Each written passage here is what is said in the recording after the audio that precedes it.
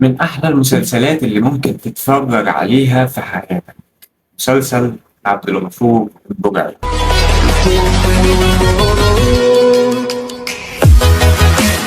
بشوف كمية كومنتات هجوم على شخصية عبد الغفور البرعي في معاملته مع أولاده، وإنه شخصية متسلطة وشخصية بتحب الفلوس وطماعة، وإن إزاي سيد كشري شخصية فاشلة تخلت عن طموحها وشخصية مش. فتعالى أقول لك أنا على كام تفصيلة في المسلسل ده. شريف حرفيا جسد الشخصية دي بكل ما تحمله الكلمة من معنى. شخصية من أحسن الشخصيات اللي اتعملت في تاريخ الدراما المصرية عموما، هي وشخصية الحاج إبراهيم سردينة اللي عملها الفنان عبد الرحمن أبو زهرة. وفكك بقى من دكتور مكاوي وصلاح أبو المجد والدرة والناس بتاعت التنمية البشرية الكدابة دي. عايز تشوف تنمية بشرية وتاخد كلام يفهمك ازاي تشقى، ازاي تتعب، ازاي تلاقي نفسك بجد بقى، بجد بجد ده كلام حقيقي. اتفرج على شخصية عبد الرحمن أبو زهرة، اتفرج على الكلام اللي بيقوله، اتفرج على الأكشنات اللي بيعملها عبد الرحمن أبو زهرة أو الفنان عبد الرحمن أبو زهرة. دي تنمية بشرية حقيقية، تنمية بشرية حقيقية ومبسطة وجميلة جدا. هو لا بيقول لك بقى تعمل ملايين ولا هو بيقول لك اشقى واتعب. شخصية بتنصح، شخصية بتحب، شخصية بتضحي، شخصية عايزة لكل اللي حواليها خير. دي شخصية عبد الرحمن أبو زهرة أو الحاج إبراهيم سردينة، ومن وجهة نظري هي أحلى شخصية درامية في تاريخ التلفزيون المصري زي ما قلت لك في أول الفيديو. وجسدها الأستاذ عبد الرحمن أبو زهرة بطريقة عبقرية. فنخش على التفاصيل بتاعة شخصية عبد الغفور. هو شخصية متسلطة، بل بالعكس تماما، هو شخصية شقيت وتعبت جدا عقبال ما وصلت اللي هي عايزاه. بيحب الفلوس جدا. ليه؟ ده ليه أسباب لو هترجع بيها لأول مسلسل هتلاقي المعاملة اللي بيتعاملها من كل الناس إلا اتنين تلاتة كانت أوسخ ما يكون. فهو بقى عايز يبقى معاه فلوس عشان ما يحصلوش الإهانة اللي بيشوفها دي. دي حاجة من الحاجات اللي خليته يحب الفلوس. تاني حاجة دلع أبوه ليه، وفجأة لقى نفسه لوحده بدون أي حد، بدون أهل، بدون أب، بدون أكل، بدون شرب، بدون شغل، بدون فلوس، لا تعليم ولا صحة ولا أي حاجة.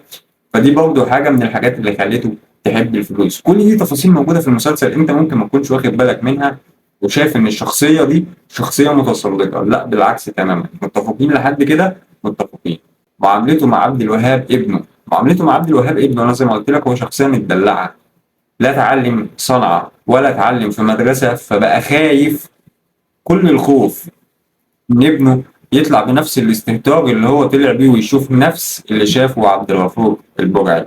فبقى يقرص عليه. ليه؟ لأنك لو اديت شخصية جهلة، أو أنا ما بشتمش يعني، لو اديت شخصية جهلة ما بتعرفش تقرا وتكتب ورقة أو قلم وقلت له اكتب ويقرا زي ما أنا ما بعمل، مش هيعرف. هيبقى نفسه يعمل زي ما أنت ما بتعمل، بس هو ما عندهوش القدرة دي. نفس الطريقة أو نفس الفكر مع عبد الوهاب وعبد الغفور. عبد الغفور ما عندهوش الفكر اللي يخليه يشد عبد الوهاب ليه بحبه، فبقى مش عارف يعمل ايه غير ان هو يضغط عليه، يدوس عليه عشان يطلع منه راجل. في بعض الاحيان الطريقه دي بتنفع، وفي بعض الاحيان الطريقه دي بتفشل. نجحت امتى؟ لما عبد الوهاب اتكلم مع ابوه، وضح له الاسباب اللي هو عمل فيه، أو وضح له الاسباب اللي خلت عبد الغفور يعامل عبد الوهاب بنفس الطريقه دي. كده احنا متفقين، متفقين. تعالى بقى لسيد كشري يا عم الحاج اللي عمال بتكتب في الكومنتات ان الشخصيه دي ملهاش طموح، والشخصيه دي كانت ممكن تفتح فرع واثنين وثلاثه، وعبد الغفور استغل ان هو اخو مراته وخده وشغله معاه وفضل طول عمره بيهينه ويطفي سجاير تحت بطاطه. ما هو الكلام ده ما حصلش. مش كل الناس ابو طارق، يعني مش كل الناس عندها عربيه كشري بقت ابو طارق.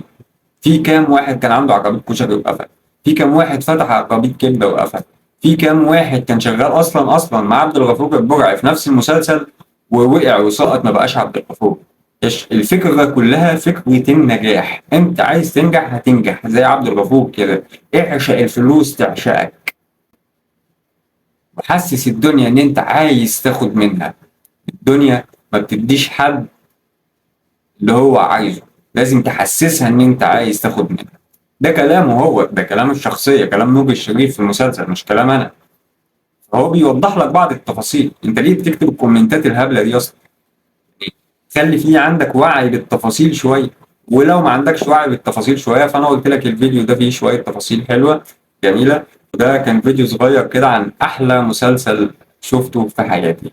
وبدل ما انت ما بتتفرج على لايفات التيك توك وبتقعد تكبس تكبس وبحس ان انت منوم مغناطيسيا كده، مسلسل 36 حلقه موجود على اليوتيوب، روح اتفرج عليه لو انت فعلا عايز تشوف تنميه بشريه. المسلسل ده انا ما بعتبرهوش دراما بس، بالعكس انا بعتبره من المسلسلات اللي ممكن حرفيا تغير فكر بني ادم كامل. وهو ده دور الفن اصلا. انت ممكن توجه رسائل، بجد رسائل تفهمك ايه هي معنى الحياه. بس ده كان فيديو جميل ولذيذ ولطيف. لو انت وصلت معايا لحد اخر الفيديو فانا شكرا جدا. اي لاف يو يا اسطى، واشوفك في فيديو جديد. سلام عليكم.